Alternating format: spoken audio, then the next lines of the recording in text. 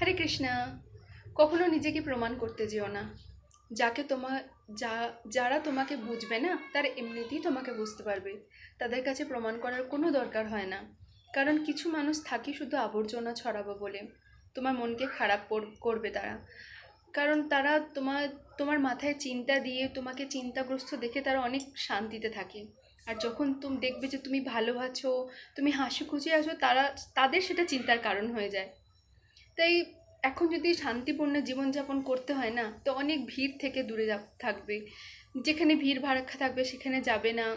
কারণ এখনকার মানুষ কেউই নিজের বলতে কেউ নয়। কারণ দেখবে মানুষ অনেক ছবিতে বা পিকচারে তোমার সাথে থাকে, কিন্তু তো আসল যখন তোমার সাথে থাকার দরকার, তখন কিন্তু তুমি সেসব কাছের মানুষকে কখনোই পাবে না। তাই একমাত্র এই পরমেশ্বরকে ভরসা করে তার উপর বিশ্বাস রেখে নিজের জীবনে এগিয়ে যাও। আর শান্তিতে থাকো। রাধে রাধে কৃষ্ণা।